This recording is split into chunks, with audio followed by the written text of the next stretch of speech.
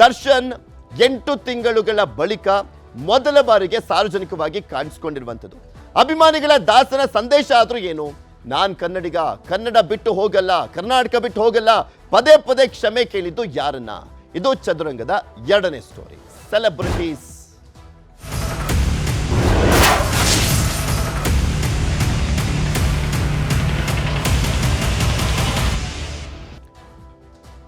Darshan almost ಜೈಲಿಗೆ ಹೋದ ನಂತರ ಜಸ್ಟ್ ಕಾಣಿಸ್ಕೊಳ್ತಾ ಇದ್ರು ಬಿಟ್ರೆ ಎಲ್ಲೂ ಮಾತಾಡಿರಲಿಲ್ಲ ದರ್ಶನ್. 8 ತಿಂಗಳುಗಳ ಬಳಿಕ ಮಾತನಾಡಿದ್ದಾರೆ. ಅದು ಫೆಬ್ರವರಿ 16ನೇ ತಾರೀಕು ಅವರ ಬರ್ತ್ಡೇ ಇರುವಂತ ಸಂದರ್ಭದ 1 ವಾರದ ಮುಂಚೆ ಮಾತನಾಡಿ, ದಯವಿಟ್ಟು ಈ ಬಾರಿ ಬರ್ತ್ಡೇನ ಆಚರಿಸ್ತಾ ಇಲ್ಲ, ದಯವಿಟ್ಟು ಬರಬೇಡಿ ಅಂತ ಕ್ಷಮೆಯನ್ನ ಕೇಳಿದ್ದಾರೆ. ಇದೊಂದು ಬಾರಿ ನನ್ನ ಕ್ಷಮಿಸ್ಬಿಡಿ ಅಂತ ಹೇಳಿದ್ದಾರೆ. ಅದರ ಜೊತೆಗೆ ಇನ್ನು ಸಾಕಷ್ಟು ಮಾತನಾಡಿದ್ದಾರೆ. ಹಾಗಾದ್ರೆ ಏನೇನು ಮಾತನಾಡಿದ್ರು, ಅವರ ಮಾತಿನ ಹೈಲೈಟ್ಸ್ ಅಂತ ನೋಡ್ತಾ ಹೋಗೋಣ. ದರ್ಶನ್ ಅವರು ಇವತ್ತು ಸುಮಾರು 6 ನಿಮಿಷ 38 ಸೆಕೆಂಡ್ ಮಾತನಾಡಿದ್ದಾರೆ. ದರ್ಶನ್ ಕ್ಷಮೆ ಕೇಳಿದ್ದು ಯಾರನ್ನ? ಬರ್ತ್ಡೇ ಮಿಸ್ ಮಾಡಿಕೊಂಡ ದರ್ಶನ್ ಅನ್ನುವಂಥ ಪ್ರಶ್ನೆ. ಸಹಜವಾಗಿ ಎಲ್ಲೋ ಒಂದು ಕಡೆ ಮುಜುಗರದ ಜೊತೆಗೆ ಅನಾರೋಗ್ಯದ ಸಮಸ್ಯೆನೂ ಕೂಡ ಈ ಬಾರಿ ಅವರು ತನ್ನ ಸೆಲೆಬ್ರಿಟೀಸ್ ಜೊತೆಗೆ ಬರ್ತ್ಡೇನ ಆಚರಿಸ್ಕೊಳ್ತಾ ಇಲ್ಲ ಅನ್ನುವಂಥದ್ದನ್ನು ಸ್ಪಷ್ಟವಾಗಿ ಹೇಳಿದ್ದಾರೆ. ನಿಲ್ಲೋದಕ್ಕೂ ಆಗದ ಸ್ಥಿತಿಯಲ್ಲಿದ್ದಾರಾ ದರ್ಶನ್? ನಿಲ್ಲೋದಕ್ಕೂ ಆಗ್ತಾ ಇಲ್ಲ ಅನ್ನುವಂಥದ್ದನ್ನು ಅವರೇ ಹೇಳಿದ್ದಾರೆ. ಯಾಕೆಂದ್ರೆ ಒಂದು ಇಂಜೆಕ್ಷನ್ ತಗೊಂಡಂಥ ಸಂದರ್ಭದಲ್ಲಿ ಒಂದು 15 ದಿನ ಇರುತ್ತೆ, ಮತ್ತೆ ಅದು ಡೌನ್ ಆದಂಥ ಸಂದರ್ಭದಲ್ಲಿ ಆಗ್ತಾ ಇಲ್ಲ ನನಗೆ. ಸೊ ಕಂಟಿನ್ಯೂಸ್ಲಿ ನಾನು ನಿಂತ್ಕೊಂಡು ಎಲ್ರಿಗೂ ಕೂಡ ಶೇಕ್ ಹ್ಯಾಂಡ್ ಮಾಡಲಿಕ್ಕೆ ಕಷ್ಟ ಆಗುತ್ತೆ. ಸೊ ಹೀಗಾಗಿ ಈ ಬಾರಿ ಬೇಡ ಅಂತ ಕೇಳ್ಕೊಂಡ್ರು. ಇಂಜೆಕ್ಷನ್ ಪವರ್ ಮುಗಿದ ಮೇಲೆ ನಿಲ್ಲೋದಕ್ಕೂ ಆಗ್ತಾ ಇಲ್ಲ ಅಂತ ಸ್ವತಃ ದರ್ಶನ್ನೇ ಹೇಳಿದ್ದಾರೆ. ಹಾಗಾದ್ರೆ ಏನ್ ಹೇಳಿದ್ರು ನೋಡಿ. ಆಕ್ಚುಲಿ ಇಲ್ಲಿ ಕೂತ್ಕೊಳ್ಳೋಕ್ಕಾಗ್ಲಿ ಹೇಳೋಕ್ಕಾಗಲಿ ಒಂದೇ ಒಂದು ರೀಸನ್ ಏನಂತಂದರೆ, ಈಗ ಆ್ಯಕ್ಚುಲಿ ಬರ್ಡೇ. ಯಾಕಂದರೆ ನೀವುಗಳು ತುಂಬ ಆಸೆ ಪಟ್ಟಿದ್ರಿ, ನನಗೂ ತುಂಬಾ ಆಸೆ ಇತ್ತು. ಯಾಕಂದರೆ ಪ್ರತಿಯೊಬ್ಬರನ್ನು ಮೀಟ್ ಮಾಡಿ ಥ್ಯಾಂಕ್ಸ್ ಹೇಳೋಣ ಅಂತೇಳಿ.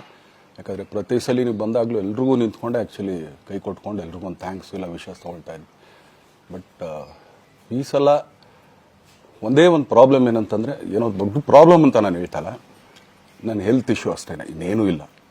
ಯಾಕಂದರೆ ನಾನು ತುಂಬ ಹೊತ್ತು ನಿಂತ್ಕೊಳ್ಳೋಕ್ಕಾಗಲ್ಲ. ಯಾಕಂದರೆ ಏನು ಪ್ರಾಬ್ಲಮ್ ಅಂತ ನಿಮ್ಗಳಿಗೂ ತುಂಬ ಚೆನ್ನಾಗಿ ಗೊತ್ತು. ಯಾಕಂದರೆ ನಿಂತ್ಕೊಂಡು ನಾನು ಆ್ಯಕ್ಚುಲಿ ಎಲ್ರಿಗೂ ವಿಶ್ ಮಾಡೋಕ್ಕೆ ನನ್ನ ಕೈಲಿ ಆಗಲ್ಲ ಅಂತ.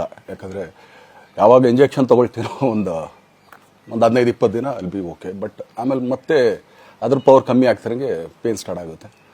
ಸೊ ಆಪ್ರೇಷನ್ ಅನ್ನೋದು ಕಟ್ಟಿಟ್ಟು ಬುತ್ತಿ, ಅದು ಎಲ್ರಿಗೂ ಗೊತ್ತು, ನನಗೂ ಗೊತ್ತದು. ಸೊ ಅದಂತೂ ಮಾಡಿಸ್ಲೇಬೇಕು ನಾನು. ದರ್ಶನ್ ತನ್ನ ಸೆಲೆಬ್ರಿಟೀಸ್ಗೆ ಅಂದ್ರೆ ಅಭಿಮಾನಿಗಳಿಗೆ ಸಾರಿ ಕೇಳಿದ್ರು. ನಾನು ಈ ಬಾರಿ ನಿಮಗೆ ಸಿಗ್ತಾ ಇಲ್ಲ ಬಿಕಾಸ್ ಅನಾರೋಗ್ಯದ ಕಾರಣ, ಬೆನ್ನು ನೋವಿನ ಕಾರಣ ಅನ್ನುವಂಥದ್ದು ಸ್ಪಷ್ಟಪಡಿಸಿದ್ರು. ಇದರ ಜೊತೆಗೆ ತಮ್ಮ ಮಾತನ್ನ ಮುಂದುವರಿಸ್ತಾ ನಿರ್ಮಾಪಕರ ವಿಚಾರದ ಬಗ್ಗೆನೂ ಕೂಡ ಅವ್ರು ಮಾತನಾಡಿದ್ದಾರೆ. ತುಂಬಾ ಜನ ನಿರ್ಮಾಪಕರು ಕಾದು ಕುಳಿತುಕೊಂಡಿದ್ರು ದರ್ಶನ್ ಹೊರಬಂದಂಥ ಸಂದರ್ಭದಲ್ಲಿ ಮೂವಿಯನ್ನ ಮಾಡಬೇಕು ಅನ್ನುವಂಥ ನಿಟ್ಟಿನಲ್ಲಿ. ಕೆಲವರು ಸಾಲವನ್ನ ಮಾಡಿಕೊಂಡು ದರ್ಶನ್ಗೆ ಅಡ್ವಾನ್ಸ್ ಅನ್ನ ಕೂಡ ಕೊಟ್ಟಿದ್ರು. ಅಂಥವರ ಒಂದು ಹಣವನ್ನ ಅಂದ್ರೆ ಸೂರಪ್ಪ ಬಾಬು ಅವರು ಸೇರಿದಂತೆ KVN ಅವರ ಹಣವನ್ನ ಕೂಡ ಅವರು ವಾಪಸ್ ಕೊಟ್ಟಿದ್ದಾರೆ ಅನ್ನುವಂಥ ಚರ್ಚೆ ಆಗ್ತಾ ಇತ್ತಲ್ಲ, ಅದಕ್ಕೂ ಕ್ಲಾರಿಟಿಯನ್ನು ಕೊಟ್ಟರು.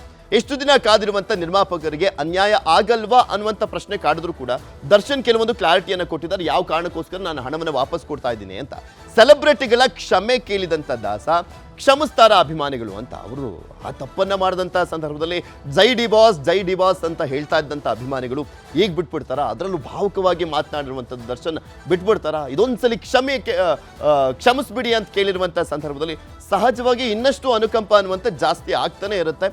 ಯಾವುದೇ ಊಹಾಪೋಹಗಳಿಗೂ ಕೂಡ ನೀವು ಕಿವಿಗೊಡಬೇಡಿ ಅಂತ ಹೇಳಿದ್ರು ದರ್ಶನ್. ನಿರ್ಮಾಪಕ ಸೂರಪ್ಪ ಬಾಬು ಹಣ ರಿಟರ್ನ್ ಮಾಡಿದ್ದೇನೆ, ಬಿಕಾಸ್ ಅವರು ಕೂಡ ಕಷ್ಟದಲ್ಲಿದ್ದಂಥ ಕಾರಣಕ್ಕೋಸ್ಕರ ರಿಟರ್ನ್ ಮಾಡಿಬಿಟ್ಟೆ. ಮತ್ತೆ ಯಾವಾಗ ನಾನು ಚಿತ್ರೀಕರಣದಲ್ಲಿ ಭಾಗಿಯಾಗ್ತೀನೋ ಏನೋ ಅಂತ ಗೊತ್ತಿಲ್ಲ, ಆದರೆ ಆ ಹಣವನ್ನು ಹಂಗೆ ಇಟ್ಕೊಂಡ್ರೆ ಅವ್ರ ಮೇಲೇ ಇನ್ನಷ್ಟು ಒತ್ತಡಗಳು ಬರ್ತಾ ಹೋಗುತ್ತೆ. ಸೊ ಆ ಕಾರಣಕ್ಕೋಸ್ಕರ ವಾಪಸ್ ಕೊಟ್ಟಿದ್ದೇನೆ ಅನ್ನುವಂಥ ಒಂದು ಸ್ಪಷ್ಟೀಕರಣವನ್ನು ಕೊಟ್ಟರು. ಆ ವಿಚಾರದಲ್ಲಿ ಏನು ಮಾತನಾಡಿದ್ರು ನೋಡೋಣ.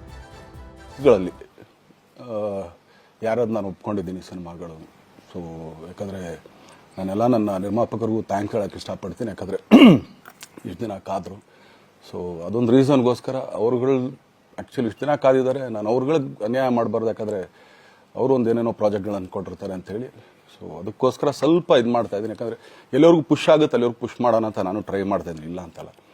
ಸೊ ಆದ್ದರಿಂದ ದಯಮಾಡಿ ಎಲ್ಲ ನನ್ನ ಸೆಲೆಬ್ರಿಟಿಗಳು, ನನ್ನ ಪ್ರೀತಿಯ ಸೆಲೆಬ್ರಿಟಿಗಳು ಇದೊಂದ್ಸಲಿ ನನಗೆ ಕ್ಷಮೆ ಕೊಟ್ರಿ. ಯಾಕಂದರೆ ನಾನು ಸಿಗ್ತೀನಿ, ನಾನು ಸಿಗಲ್ಲ ಅಂತಲ್ಲ, ಖಂಡಿತ 101% ನಾನು ಸಿಗಬೇಕು. ಯಾಕಂದರೆ ನಿಮ್ಮೆಲ್ಲ ಇಂಡಿವಿಜುವಲಿ ನಾನು ಥ್ಯಾಂಕ್ಸ್ ಹೇಳಲೇಬೇಕು ಅದನ್ನು. ಆದರೆ ಈಗಲ್ಲ, ಇನ್ನೊಂದು ಸ್ವಲ್ಪ ದಿನ ಆಗಲಿ. ಯಾಕಂದರೆ ನಂದು ಸ್ವಲ್ಪ ಯಾಕಂದರೆ ಈಗಲೇ ಕಾಲೆಲ್ಲ ಸ್ವಲ್ಪ ನಂಬಾಗ್ತಾ ಇದೆ. ಸೊ ಸೊ ಸ್ವಲ್ಪ ನಮ್ಮ ಡಾಕ್ಟರ್ ಹತ್ರ ಎಲ್ಲ ನಾನು ಕನ್ಸರ್ನ್ ಮಾಡಿ ಏನು ಮಾಡ್ಬೋದು ಅದಕ್ಕಿನ್ನು ನೆಕ್ಸ್ಟ್ ಅಂತೇಳಿ, ಯಾಕಂದರೆ ಸ್ಪೈನಲ್ ಕಾರ್ಡ್ ಪ್ರಾಬ್ಲಮ್ ನಿಮಗೂ ತುಂಬ ಚೆನ್ನಾಗಿ ಗೊತ್ತು. ಸೊ ಇದೊಂದು. ಆಮೇಲೆ ದಯಮಾಡಿ ಯಾವ ಹೂವಾಪೋಗಳಿಗೂ ನನ್ನ ಸೆಲೆಬ್ರಿಟಿಗಳು ಕಿವಿಗೆ ಹಾಕೋಬೇಡ್ರಿ. ಈಗ ಮೊನ್ನೆದು ಒಂದು ಇದಿತ್ತು, ಏನೋ ಯಾರೋ ನಿರ್ಮಾಪಕರು ಕೊಟ್ಬಿಟ್ರು, ಹಂಗೆ ಹಿಂಗೆ ಅದು ಇದು ಎಲ್ಲ. ಹೌದು, 101%.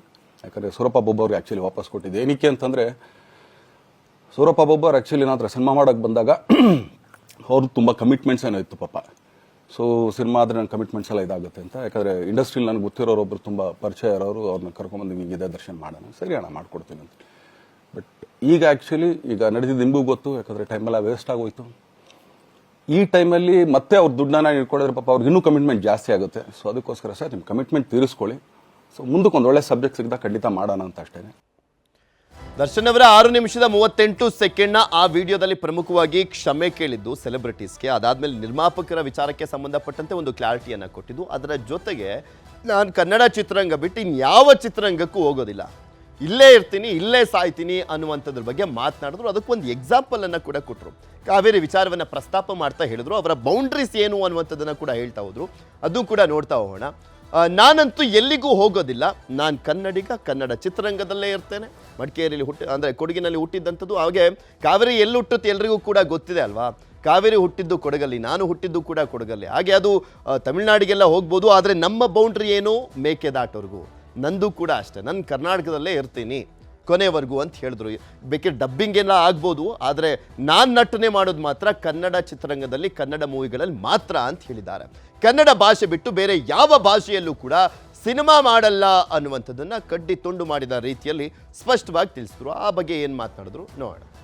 ಆ್ಯಕ್ಚುಲಿ ಬೇರೆ ಲ್ಯಾಂಗ್ವೇಜ್ಗೆ ಇಲ್ಲೇ ಇಷ್ಟೊಂದು ಪ್ರೀತಿ ಅಭಿಮಾನ ತೋರಿಸಿದ್ದೀರಾ, ಎಲ್ಲ ಮಾಡಿದ್ದೀರಾ, ಸುಮ್ಮನೆ ಎಲ್ಲಿಗೆ ಅಂತ ಹೋಗ್ಲಿ, ಸಾಯೋವರ್ಗು ಇಲ್ಲೇನೆ. ಇಲ್ಲಿ ಬಿಟ್ಟು ಇನ್ನೆಲ್ಲೂ ನಾನು ಹೋಗಕ್ಕೆ ಆಗೋದು ಇಲ್ಲ. ಯಾಕಂದರೆ ಒಂದು ಈಸಿ ಆಗಿದ್ದನ್ನು ಹೇಳ್ತೀನಿ. ಕಾವೇರಿ ಎಲ್ಲಿ ಹುಡ್ತಾಳೆ ಅಂತ ನಿಮಗೂ ತುಂಬ ಚೆನ್ನಾಗಿ ಗೊತ್ತು. ಆ ಕೊಡಗಲ್ಲೇ ನಾನು ಹುಟ್ಟಿರೋದು. ಅವಳು ಅಲ್ಲಿ ಹುಡ್ತಾಳೆ ಕಾವೇರಿ, ಎಲ್ಲ ಕಡೆ ಹರ್ಕೊಂಡ್ಬರ್ತಾಳೆ ಅವಳು. ನನ್ನ ಸೀಮಿತ ಇರೋದು ಬರೀ ಮೇಕೆದಾಟ್ ಅಷ್ಟೇ. ಅದರಿಂದ ಮುಂದಕ್ಕೆ ಅದು ಹೆಂಗ್ಯಾರು ಹರ್ಕೊಡೋದ್ರು ಅದಕ್ಕೂ ನಮ್ಗೆ ಸಂಬಂಧ ಇಲ್ಲ ನನಗೆ. ಸೊ ಆ ಥರ ನಾನು ಯಾವಾಗ ಸಿನಿಮಾ ಮಾಡಿದ್ರು ಏನೇನು ಮಾಡಿದ್ರು ಇಲ್ಲೇನೆ, ಅದು ಕನ್ನಡ ಸಿನಿಮಾನೇ. ಡಬ್ಬಾಗಿ ಎಲ್ಲೇ ಹೋದ್ರು ಅದು ಬೇರೆ ಥರ ಅದಷ್ಟೇ. ಬಟ್ ನಾನು ಕನ್ನಡದಲ್ಲೇ ಇರೋದು, ಕನ್ನಡ ಸಿನಿಮಾನೇ ಮಾಡೋದು. ದಯವಿಟ್ಟು ನನ್ನ ಪ್ರೀತಿಯ ಸೆಲೆಬ್ರಿಟಿಗಳು, ನಿಮ್ಮ ಅಭಿಮಾನ, ನಿಮ್ಮ ಪ್ರೋತ್ಸಾಹ, ನಿಮ್ಮ ಆಶೀರ್ವಾದ ಸದಾ ಹೀಗೆ ಇರಲಿ ಅಂತ ಕೇಳ್ಕೊಳ್ತೀನಿ. ಖಂಡಿತ ಈ ಬರ್ಡೇಗೆ ಯಾರು ಸಾಂಗ್ಗಳು ಮಾಡಿದ್ರು, ಸೊ ಅವರೆಲ್ರಿಗೂ ಥ್ಯಾಂಕ್ಸ್. ಆ್ಯಕ್ಚುಲಿ ಎಲ್ಲ ಸಿಂಗರ್ಸ್ಗಾಗಲಿ, ಆಮೇಲೆ ಆ ಪ್ರೊಡಕ್ಷನ್ ಅವ್ರಿಗಾಗಲಿ, ಅವ್ರುಗಳಿಗೂ ತುಂಬ ಥ್ಯಾಂಕ್ಸ್. ತುಂಬ ಒಳ್ಳೆ ಸಾಂಗ್ಗಳು ಮಾಡಿದ್ದೀರಾ. ಸೊ ಇಷ್ಟು ತೋರಿಸ್ತಾ ಇದ್ರಲ್ಲ, ಅದನ್ನು ಎಕ್ಸ್ಪ್ರೆಸ್ ಮಾಡೋಕೆ ನನಗೂ ಆಗ್ತಾಯಿಲ್ಲ. ಹೆಂಗೆ ಎಕ್ಸ್ಪ್ರೆಸ್ ಮಾಡೋದು, ಏನು ಹೇಳಿದ್ರು ಅದು ಕಮ್ಮಿನೇ ಆಗ್ತಾಯಿದೆ. ನನ್ನ ಪದ ಏನು ಹೇಳಿದ್ರು ತುಂಬ ಕಮ್ಮಿ ಆಗ್ತಾಯಿದೆ. ಸೊ ಇದೊಂದ್ಸಲಿ ದಯಮಾಡಿ ಕ್ಷಮೆ ಇರಲಿ. ದರ್ಶನ್ 6:38 ವಿಡಿಯೋದಲ್ಲಿ ಕೂಡ ಅತಿ ಹೆಚ್ಚು ಬಾರಿ ಯೂಸ್ ಆದಂಥ ಪದ ಅಂದರೆ ಕ್ಷಮೆ ಕ್ಷಮೆ ಕ್ಷಮೆ ಕ್ಷಮೆ. ಆ ಪದಗಳನ್ನು ತುಂಬ ಯೂಸ್ ಮಾಡಿದ್ರು. ಈ ಸಂದರ್ಭದಲ್ಲಿ ಸಹಜವಾಗಿ ಪ್ರಶ್ನೆ ಎದ್ದೇಳುತ್ತೆ, ಹಾಗೆ ಎಷ್ಟು ಮಟ್ಟಿಗೆ ಕುಗ್ಗೋಗಿದ್ದಾರೆ ದರ್ಶನ್ ಅನ್ನುವಂಥ ಒಂದು ಸಂದೇಶವನ್ನು ಕೂಡ ಕೊಡ್ತಾ ಇತ್ತು. ಬಿಕಾಸ್ ಪಶ್ಚಾತ್ತಾಪಕ್ಕಿಂತ ದೊಡ್ಡ ಶಿಕ್ಷೆ ಮತ್ತೊಂದಿಲ್ಲ ಅಂತ ಹೇಳ್ತಾರೆ. ಆದರೆ ಅವರ ಮಾತುಗಳೆಲ್ಲ ಕಾಣಿಸ್ತಾ ಇತ್ತು. ರೇಣುಕಾಸ್ವಾಮಿ ಕೊಲೆ ಪ್ರಕರಣ ಇದೆಯಲ್ಲ, ಅದು ಅಕ್ಷಮ್ಯ ಅಪರಾಧ, ಕ್ಷಮಿಸುವಂಥದ್ದು ಕೂಡ ಅಲ್ವೇ ಅಲ್ಲ. ಆದರೆ ಪಶ್ಚಾತ್ತಾಪ ಪಡ್ಕೊಳ್ತಾ ಇದ್ದಾರೆ ಅನ್ನುವಂಥದ್ದು ಸ್ಪಷ್ಟವಾಗಿ ಕಾಣಿಸ್ತಾ ಇತ್ತು. ದರ್ಶನ್ ರಿಲೀಸ್ ಮಾಡಿರುವಂಥ ವಿಡಿಯೋದಲ್ಲಿ ಪದೇ ಪದೇ ಕ್ಷಮೆ ಕೇಳ್ತಾ ಇದ್ರು. ಅಭಿಮಾನಿಗಳ ಹೆಸರೇಳುತ್ತಲೇ ಪದೇ ಪದೇ ಕ್ಷಮೆಯನ್ನು ಕೇಳಿದ್ಯಾಕೆ ಅಂತ ಬಂದಂಥ ಸಂದರ್ಭದಲ್ಲಿ ಆ ರೀತಿಯಾಗಿ ಆಪುರಿಯಾಗಿ ಆ ಅಭಿಮಾನಿಗಳು ದರ್ಶನ್ ಪರವಾಗಿ ನಿಂತ್ಕೊಂಡಿದ್ರು. ದರ್ಶನ್ ಕ್ಷಮೆ ಕೇಳಿದ್ದು ಅಭಿಮಾನಿಗಳನ್ನೋ ಅಥವಾ ಮತ್ತಿನ್ಯಾರನ್ನೋ ಅಂತ ನೋಡಿದಂಥ ಸಂದರ್ಭದಲ್ಲಿ ಎಲ್ಲಿ ತಪ್ಪಾಗಿದೆ, ನಾನು ತಪ್ಪು ಮಾಡಿದ್ದೀನಿ ಅನ್ನುವಂಥ ರೀತಿಯಾದಂಥ ಪರೋಕ್ಷ ಮಾತುಗಳು ಕೂಡ ಕಾಣಿಸ್ತಾ ಇತ್ತು. ರೇಣುಕಾಸ್ವಾಮಿ ಕೊಲೆ ವಿಚಾರದ ಪಶ್ಚಾತ್ತಾಪದ ಮಾತುಗಳ ಇವು.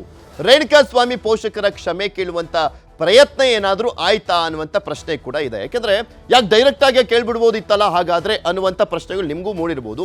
ಆ ರೀತಿಯಾಗಿ ಡೈರೆಕ್ಟಾಗಿ ಕೇಳೋದಕ್ಕೆ ಆಗೋದಿಲ್ಲ. ಬಿಕಾಸ್ ಆ ಒಂದು ಸಾಕ್ಷಿಗಳ ಮೇಲೆ ಪ್ರಭಾವವನ್ನು ಬೀರಬಾರ್ದು ಅನ್ನುವಂಥ ಒಂದು ಲೈನ್ ಕೂಡ ಇದೆ.